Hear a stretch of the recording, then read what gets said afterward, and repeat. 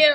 I'll romanticize reading it by the poolside, okay? I was kind of a hoarder when it came to clothes as a kid. Can't say I've finished one, so no one asked me what's my favorite book right now. I believe I was given the banks. Amazing, because kids love to do that shit. They love to cut their own bags. Yeah. I'm like, that's amazing. There is something very haunting about those lyrics. Interesting. We all fall apart when the screens shut off, right? Now I feel like I'm at a place in my life where I'm just genuinely trying to enjoy my life without expecting a high or being afraid of a low. Welcome to Unshut, a place where if at any point you feel like you need to shut the up, don't. How are you? I'm good. How are you? I'm doing good. I'm loving that necklace. Thank you so much. Is it homemade? Where did you get it from? It looks like I got it got on tropical Depop. vibes to it. I got it on Depop. I So like cute. the iridescent. And it's faded a little bit over time, but I like how it has like the gems on it because I put gems in like my eyes, so it kind of matches. Always got to work with some cohesiveness, right? Yes, absolutely. I love it. I like that we're kind of matching because from this angle, it kind of has like a rosy type of pink to it. So I love it.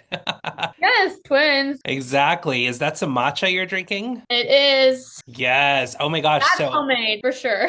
yes, I was just recently posting about this on my Instagram about how like there's this theory that's like no one really likes matcha. They just like it for the vibe, but I love the earthy taste. I drink it every week. So Mhm. the theory doesn't match for me, but I was just like that theory is so funny. Yeah, no, I love matcha. I have it every day. Growing up, like my dad loved coffee and all my friends are like addicted to coffee. And it just gave me like anxiety. Like I felt like I was gonna die every time I had a cup of coffee. So I like the taste of it now. I used to not, but I have to go for decaf or just matcha. I like the taste of it and I don't fear my life is gonna end after drinking a cup. So yeah. 100%. Well, it's funny because it always does put me in a good mood too. So wherever they got that theory from, I was like, it does track on it giving you a good vibe because I Yes. feel vibey whenever I drink it. So whatever. A little green drink, a little like a what is it called? Like a oral fixation. You need like something just to sip on. Yeah. Dude, 100%. Are you currently in California or are you out traveling right now? I'm at my apartment in California. Very nice. You're born and Yeah. raised in California, correct? I am. Yeah. Amazing. If you could pack up your entire apartment and go anywhere else and live and reside in, where is Alexa going? I can't say I would go anywhere for a long period of time. My roommate is awesome. She loves New York, and her and I have talked about, okay, like in New York, maybe for a summer. I don't know. I also just love, like, I've never been to Europe, but I love the idea of going to Europe. I don't know what it would be like to live there, but it looks beautiful. Spain, France, that'd be cool. But I do love LA. Like, this is home. All my family's here. My friends are here. The music scene is awesome here. So, yeah, can't complain, honestly. No, for sure. I miss it. It's originally where I'm from, so I totally get the Where attachment. are you at? I am in Austin, Texas, but I am originally from like the Pasadena area, so Oh, okay, cool. yeah, I Nice. love it. Well, I was going to ask you if you were going to be residing anywhere, would you say that a vegan restaurant nearby would be a must, or is cooking an Alexa hidden talent? I can't say it's a talent. But my little love for cooking, as I guess, probably hidden. I don't really talk about it, but I do enjoy cooking for other people. When it comes to just me, if I'm making food for myself, like I don't really care. I just need something to eat. But every year around Thanksgiving, my friends have a Friendsgiving, and I found this like recipe on Pinterest years ago for a vegan lasagna, and I've been making it every year for Friendsgiving, and my friends beg me for it. That I feel like the lasagna, forget cooking, but like just specifically this lasagna might be my hidden talent. I don't know, but it is really fun to cook for people, to cook with people. It's just not necessarily my go-to activity when I'm alone.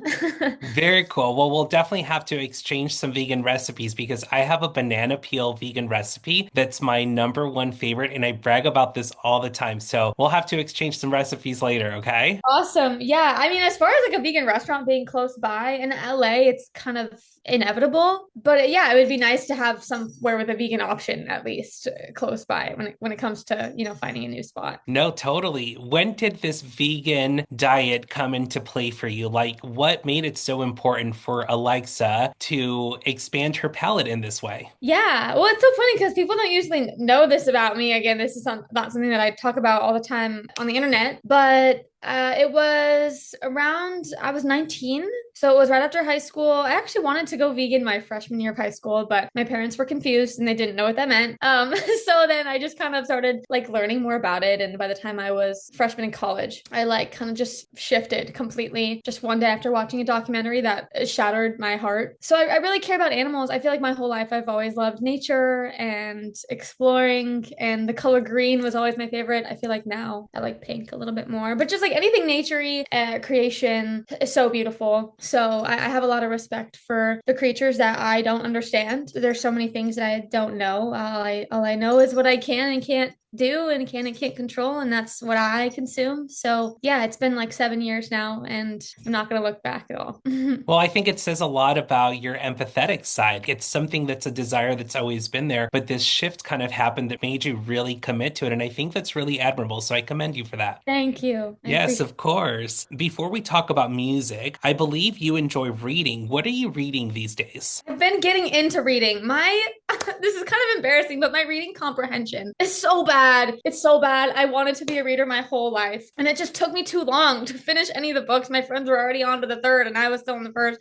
But I've been listening to audiobooks, which has been great. I got a library card, so I have like the Libby app. But I've been listening to, or I guess reading, A Court of Thorns and Roses, and that's been really good. One of my friends put me on. So yeah, I would say probably that one right now. Growing up, I read a lot of like self-help books and like faith-based, like, courage type books, like that was more about like introspection. But it's fun to kind of read fiction and like fantasy. Okay, that was the most relatable answer ever because I've romanticized being a book reader my entire life. I like always love the idea of like I'll watch people like sitting poolside reading a book and I am so jelly. I'm like, I wish that could be me, but I am recently getting into books too. So I've been collecting some. Can't say I've finished one, so no one asked me what's my favorite book right now, but I love the idea. Yes.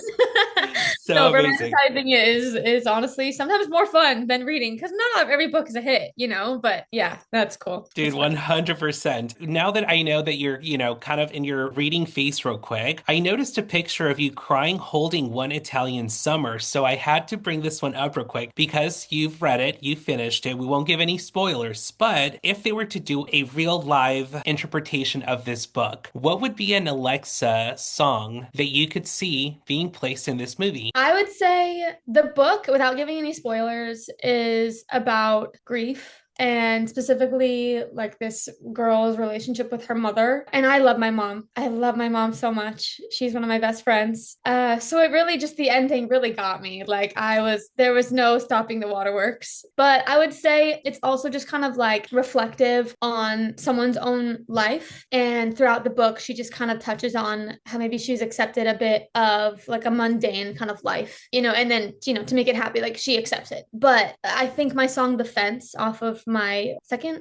EP, Confused at 22, the lyrics are just kind of like, I want to make a choice. Like I can't just sit in the in between forever. I have to pick something. And I think the idea of love being the opposite of indifference really kind of inspired that song. And so I would probably say that one. I don't have any love songs for my mom yet, but I am going to be working on one soon. So I guess until then, I would say my song The Fence. I know all the cliches, I know all the heartbreak that comes with missing all the shots you don't take. I've heard every phrase, dominoes fall either way. I want the kind of love to make a dent. I can't go my whole life waiting for something else I regret. Staying on the fence.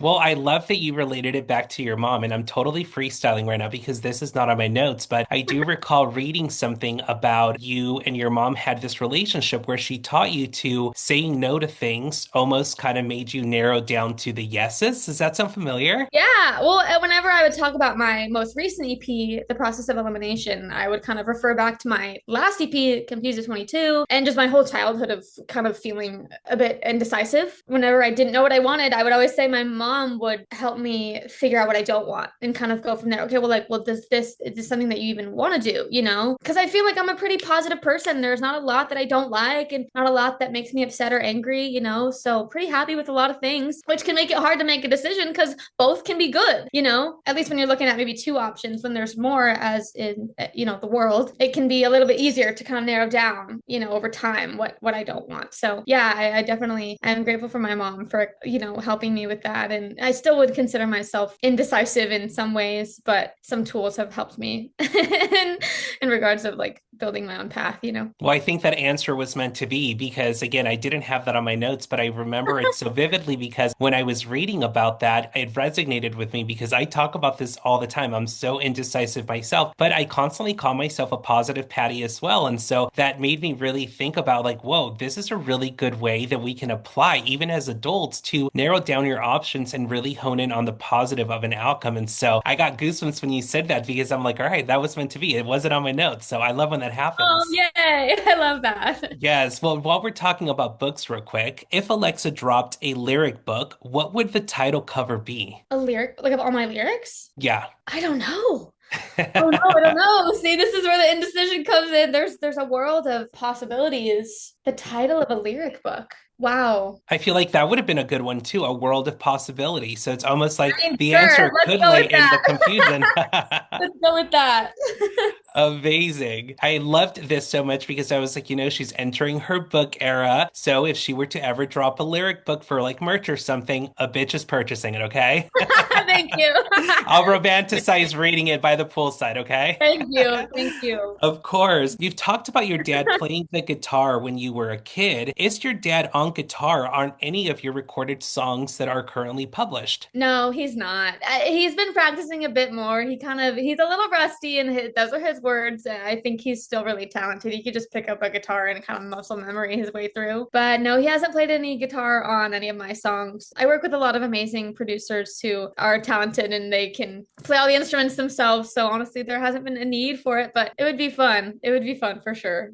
Oh, for sure. Well, you've played a lot of acoustic versions of your music. Have you ever considered doing an acoustics version album? I have considered it. I go live every week on TikTok and I play a lot of my songs just with my guitar. And I write a lot of songs by myself with my guitar too. So I have considered it for sure. It's just the timing hasn't necessarily made sense quite yet, but it's something I'm thinking about. Amazing. Well, when you do, I'd be so excited. But I'm glad you mentioned guitar because a question I wrote down was if you could reimagine a song that you've covered on acoustic guitar, but reimagine it in a piano ballad, what song are you picking of yours? Ooh.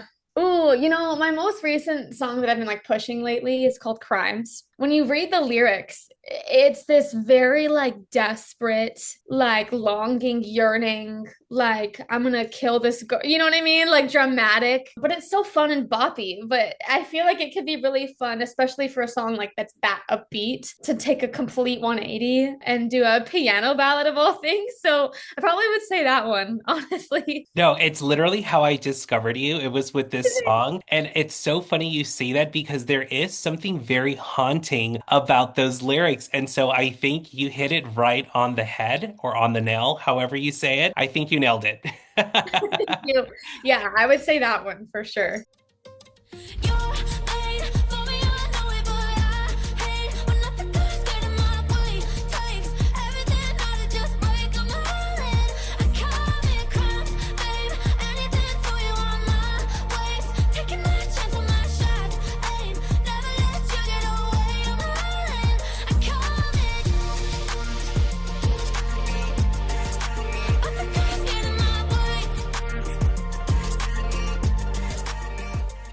Of course, I'm personally attached to that song because it's how I discovered you. And I was just like, Oh, yeah. I am obsessed with this girl. I gotta look her up right now. Thank you. That means a lot to me. I do try my hardest to be discoverable on the internet, so it's awesome when it works. No, and I am just so grateful that your management and your team wrote me back because I was so nervous because this song to me, it just has longevity to it. And usually when I discover an artist that has music, which you have a bunch of them that are so timeless, I'm like, they know where they're headed. They're not going to give me the time of day. So I was so excited to hear back. Oh, I appreciate it. That means a lot. Of course, we'll fangirl over your music a little bit later, but I have a follow-up question about your dad on guitar. If you and your dad dropped an acoustic versions album, which song do you think would be his non-negotiable, like it has to go on this album no matter what? Like, are we talking covers? Covers or just yours, an original Alexa, whichever. You know, he always, and I don't know if this would be a non-negotiable for him, but a song that I love that he showed me, Tears in Heaven by Eric Clapton. And I know that he could just like sing that song so well and play it so well. And sometimes we'll just like sit around the living room with my family and like play guitar and harmonize and stuff. So I would probably say that one because it would remind me of all those like memories and just listening to whatever he had on the radio growing up in the car. So probably that one or anything by the Beatles.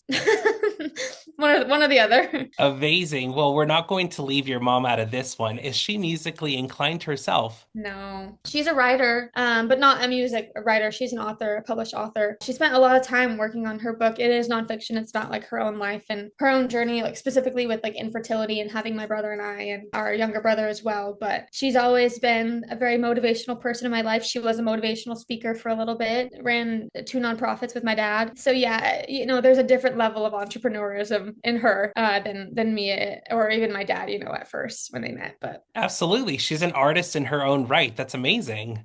she has more of a logic brain, I will say, and she would say that as well. She likes numbers, she likes data. She's kind of like my brother. My brother has that trait as well, whereas my dad and I are more dreamers and idealists. So yeah. Isn't that what makes the great balance, though? Someone that can balance you out in that way. And there's 2 and 2. That's amazing. It's so perfect. A doer, yes. So awesome. Well, what would be her non-negotiable on an album that she would pick an Alexa Cappelli song that's her favorite? Well, I would say for a cover, if it was a covers, she would say Peace in My Heart by Janis Joplin because she loves when I sing that song. So if she had a recorded version, I think she would faint. But I think of my own. Ooh, I don't know which one of my own she likes. Anything that I sing really well on. My song Backwards, I think she likes that one because I belt on that one. She likes my newer song Mirror Mirror No Happy End because I sing a lot on that one. I get to be a show off. And she's like, that's the money I spent on all the voice lessons coming through right there. So, probably those. Dude, so amazing. And you're absolutely right. That clip of you hitting that note with the beat dropping in that song is so, so chilling. It's so amazing. I love it. Thank you.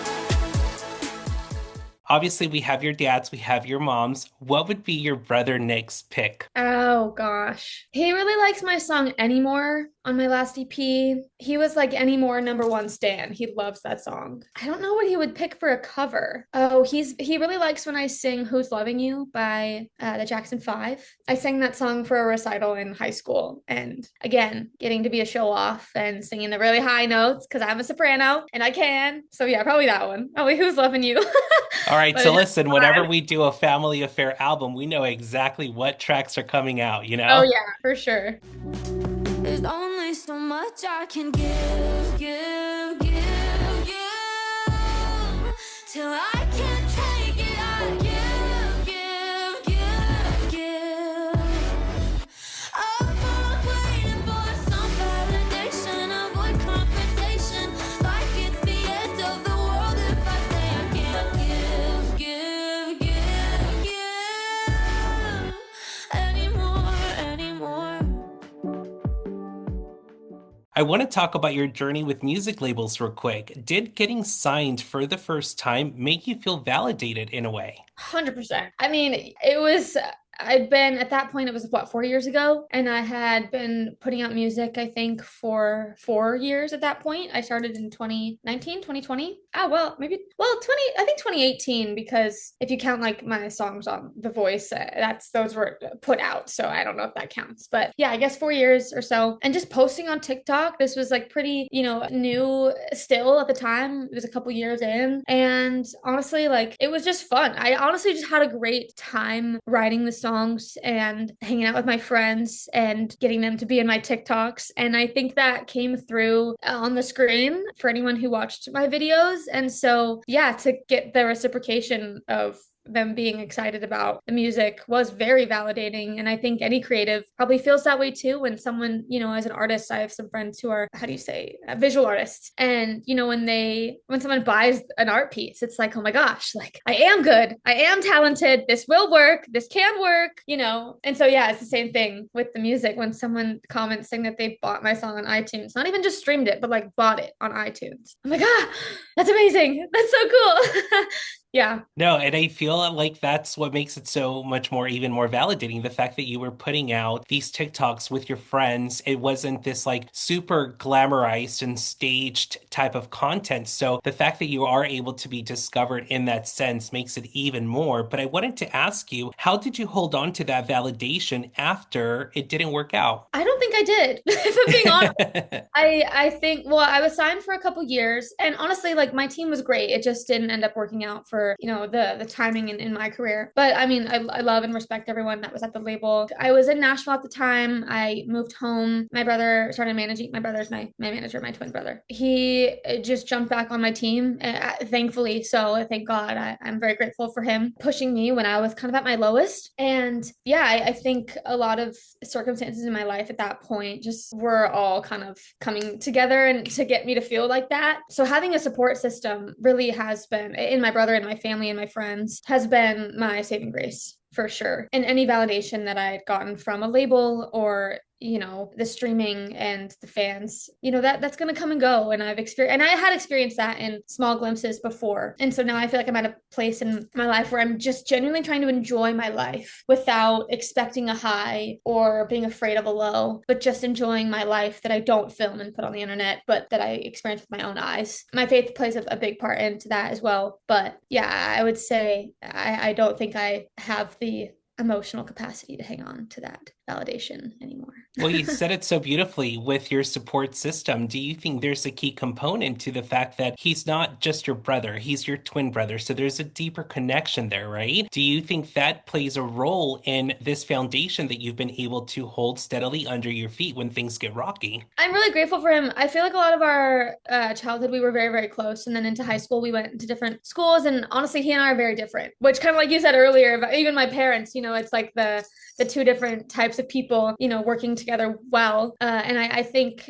he and I are like that. He's honestly a sponge. He's so smart. He learns so fast. And I'm very grateful for him. He's one of my best friends. And, even if this doesn't end up working out, which I hope it does. I really hope it does. And I think it will. I just know that with working with him and people like him too, it makes me feel more confident in myself as well, to be believed in sometimes when I don't believe in myself. So yeah. Oh, for sure. And more importantly, understanding you during the tough times, like you said, that you don't get to see on the internet, right? I think that there is this dark side to the beauty that we put out. And again, I'm totally freestyling real quick, but am I crazy, or is there a part in one of your songs where you say something along the lines of like, beauty comes from pain? There's a song out there somewhere. Am I right, or am I crazy? Yeah, my song Mirror Mirror. Yeah. Okay. That totally came to mind as you were talking about this. And what I'm gathering from hearing you talking about your familial dynamics is that they're really the foundation that keeps you together when no one else sees it, right? Because we all fall apart when the screens shut off, right? And I think without that support behind those closed doors, we really don't ever get through. And I love that this is something that exudes out of you and hearing you talk. I think it's so beautiful. Thank you so much. I love my family. I'm very blessed and lucky.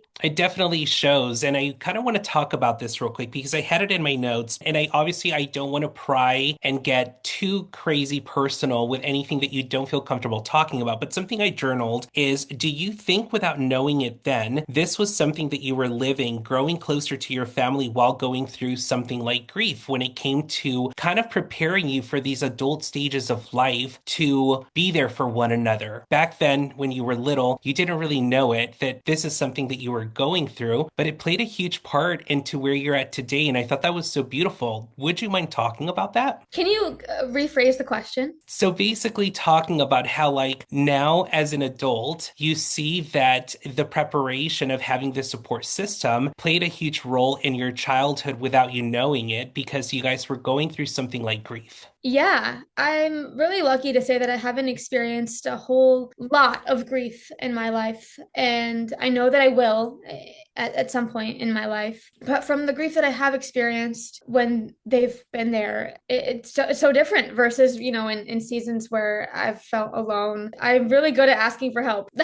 I'm really good at asking for help. Hey, I can't do this by myself. I need someone. My friends, I probably annoy them so much by talking about the same thing, or if it's a breakup. I went through a pretty rough breakup a couple years ago, and so like kind of talking about the same thing over and over and over again can be exhausting. But yeah, the support system in my family especially was really a make or break for me, so I'm grateful. I hope that answers the question. I'm not sure if I got it, but It does, because I feel like it shapes where you're at today. And I think that a lot of people, they get so caught up in the moment of putting out music and being this artist that they kind of forget of the times before you were an artist that shaped you and your family dynamics. And so to me, something that I was so kind of gravitated towards you and your story was the fact that you've been able to maintain that through all of these stages of your life, right? I mean, television, putting out music, now you're maturing into your own as an artist. But the one thing that's remained constant is this bond that you and your family had from when you were little, whether it was something dark or, like you said, the pain that turned into something beautiful. You've held on to that. And I think that speaks volumes. So I had to talk about that a little bit. I know I'm jumbling a lot in my words because a lot of these things just come to my mind. We don't plan for them. So thank you so much for working with me here. oh, good, of course. Yes. Well, I want to talk a little bit more about your childhood real quick. You have a background in musical theater in your church. Is that correct? Yeah. That's crazy. Yeah. So much fun. Would you say this is where the comfort in being on stage came from, that confidence? It's definitely gotten better as I've gotten older. But yeah, I grew up, my first ever voice teacher was the worship leader at my home church. And I was so shy as a kid. So she suggested I start auditioning for the musicals that they had for like their arts academy. It was actually really awesome. Even looking back at the tapes of, these church musicals, they were really good production wise too. So I would say that definitely helped. Trying to get into another character allowed me to be silly and look, cringy, and getting over that as a preteen was essential. And even into my high school years, I think I still struggled with it a little bit, but when I was on stage, it wasn't a problem. So I'm really grateful for that.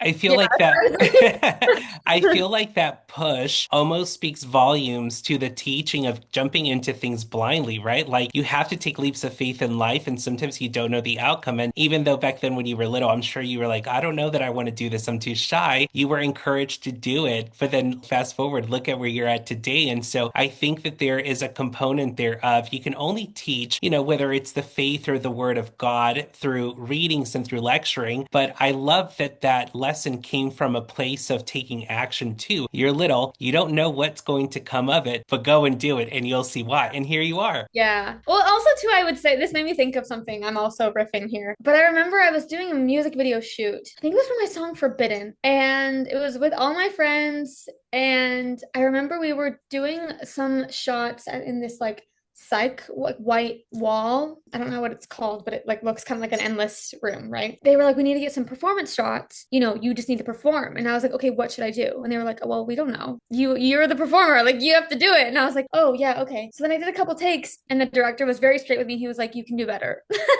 And I was like, awesome. I'm probably remembering it wrong, but it was just really fun. And then I was like, oh yeah, like the less confident I am, the worse this video is gonna be. So I just need to like lock in and just get it, and it might feel sometimes I still feel like silly, you know what I mean? Especially for videos and stuff. But I was like, okay, I just have to just do it. Just give it 110%. Like I learned in musical theater, and if it's too much, then we can dial it back. I don't know. Maybe think of that for some reason. I love it. Do you feel like that's what you tap into prior to performing on stage? It's always better to give a little too much, like you said, and then dial it back versus shying away, not doing it at all. That's the goal for sure. That's definitely the goal. Can't say I always hit it, but I try. Well, in my opinion, and I'm biased here, I think you always hit it. It's the reason why I had you Thank on. you.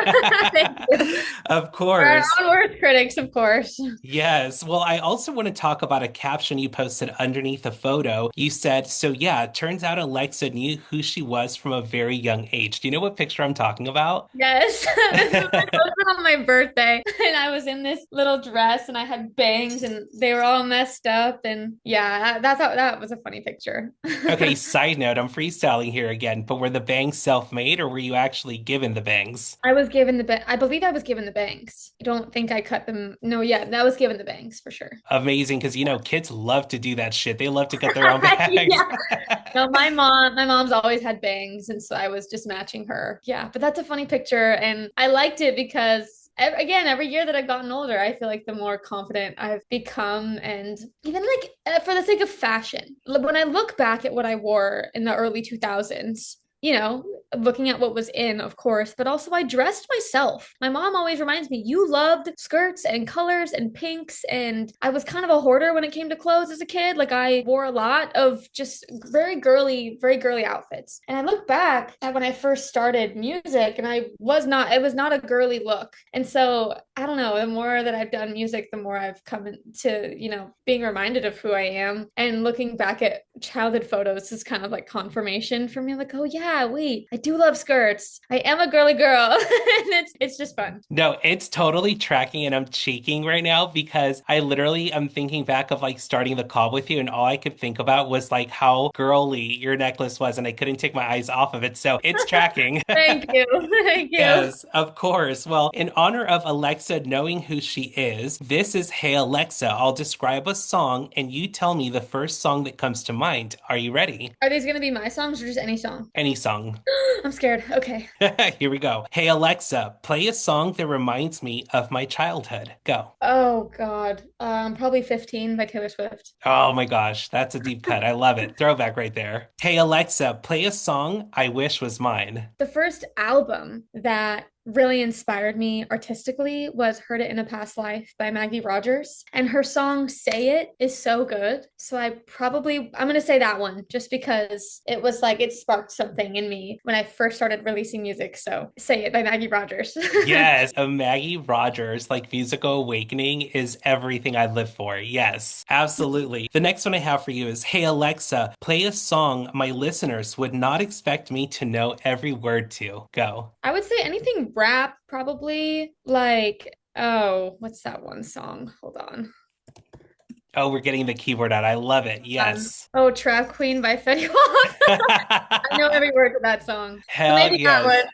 Amazing, That amazing. one. Yes, that's such a good one. The last one I have for you is Hey Alexa, play my next unreleased song. What can you tease us about what's to come for Alexa Cappelli? All right, I've got 3 songs right now that I'm kind of teasing online, and I do need to tease them more. But my album, I'm working on it right now. It's called Fairy Tales and Fallacies. I don't have a release date yet, but I am working on it. And there's a couple songs. There's one song that I really like. We're still working on it. This is not a set in stone set list, but I've been teasing a song called My Appetite, and it's just about how I'm kind of like losing my appetite for finding love. So that one's really fun. It kind of feels like the cousin of Crimes in a way, sonically. And then I also have a song called Seasick that I wrote years ago that is really fun too, about someone that I was kind of like seeing ghosting me and then getting into a relationship like a couple weeks later and being like, that makes me sick.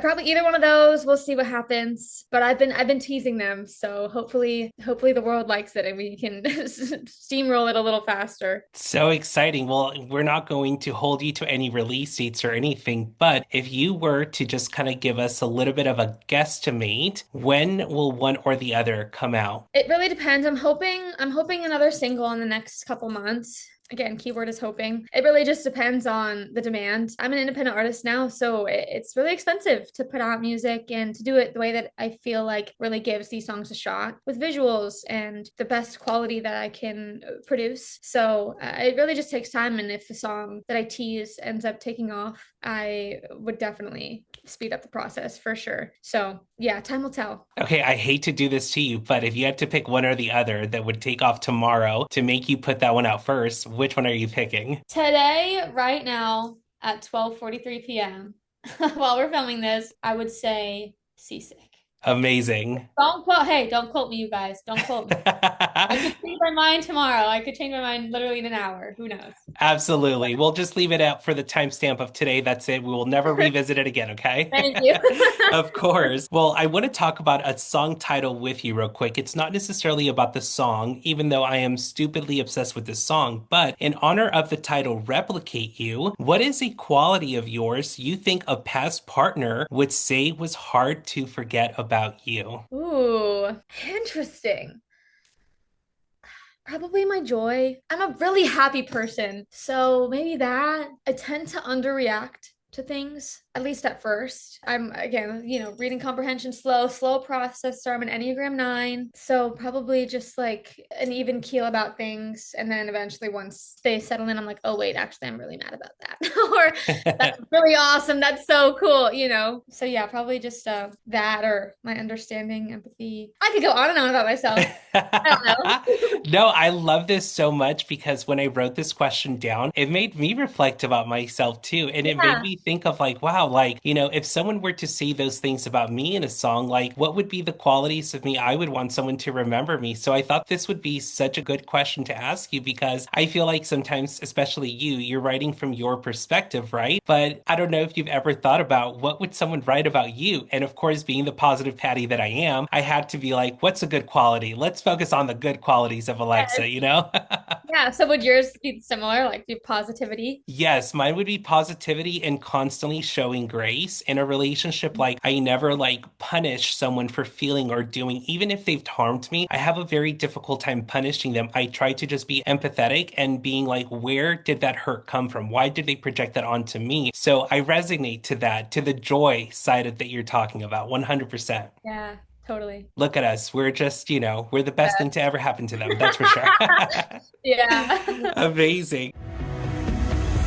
If I'm gonna love somebody new, I gotta tell myself how much I hate you. If I'm gonna move on anytime soon, I got memories I should put a flame to.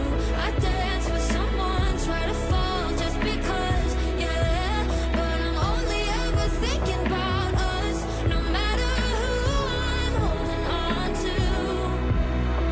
I'm always trying to replicate you. I'm always trying to replicate you. Well, before we wrap up, I want to fangirl over Crimes real quick. Is your voice in a different tone, lower tempo in the end of the chorus? Because this part, really, what I like to say respectfully, fucks me up, okay? The outro rocks. I'm glad that you mentioned that. I recorded it and then he put an effect on it. So it's not lower. I think it's still that's the pitch that I sang, but he slowed down the track. So it sounds really ethereal and vibey and cool. So his name is Zeph Park. I want to name drop my favorite producer to work with right now. One of my best friends. He's been working with me a lot and I'm really grateful for the partnership that we have creatively. It's been really fun to work with him. So he did that one. He did I Said What I Said and Mira Mira No Happy End. He did My Appetite and Seasick, both that I mentioned. My song Body Language from years and years ago. Very grateful for him. Would you say that this is someone you see yourself continuing to work on in this upcoming album? You said these two unreleased songs that you hinted. You worked with him. You called it the cousin of crimes. I remember that. So I think it's safe to say we're going to get the Seth magic on some other projects in this album, right? Yes. Super exciting. Well, listen, I cannot wait to hear everything that's going to come from your musical journey. I love your voice. I love your energy. There is something about you, and I will just say this, let me fangirl a little bit more. There is something about watching your clips that makes me feel like I am right there with you. And that was the reason why I wrote you. I didn't even make it past 5 seconds of crimes before I exited out, looked it up, went to your Instagram, found your email. So there's something very captivating about you, and I cannot wait to continue to watch you hone in in on this and continue to blossom as an artist. And more importantly, thank you so much for giving me your time because it's the most valuable thing we have. So thank you. Thank you, Mo. That means so much to me. I really appreciate it. Yes, of course. Lastly, please tell everyone where they can find you, where they can keep up with these unreleased songs that we're not holding you to the release dates, but where we can stay in touch. Yes, yes. I'm sorry, everybody. My Instagram is just my name, Alexa Cappelli, with 2 P's and 2 L's. TikTok, it's Alexa Cappelli Music. And then on Spotify, Apple, YouTube, it's Alexa Cappelli. You can just type that in. And then sometimes it helps to put in a song title just to narrow down all the Alexas because there's, obviously so many. There's only one Alexa Cappelli, baby, okay? Alexa Cappelli. One time I actually got interviewed from a journalist. Her name was Alexa. Sorry, change it before we're done. Her name was Alexa. And she interviewed me on like my thoughts on the Amazon Alexa and what, why I thought about it. And I was like, I was here first. And that's all I gotta say. Yeah, anyways, Alexa Cappelli, anywhere that you listen to music. Amazing. Well, now I'm glad we did a Hey Alexa segment with your touch on it. I love it. Thank you again so much for your time. We'll definitely be in touch, all right? Yeah, sounds good. Thank you. Take care. Bye. Bye. Hey, if you've made it this far, don't forget to follow the socials on the screen or in the description below. And don't forget to subscribe to this channel. See you next week.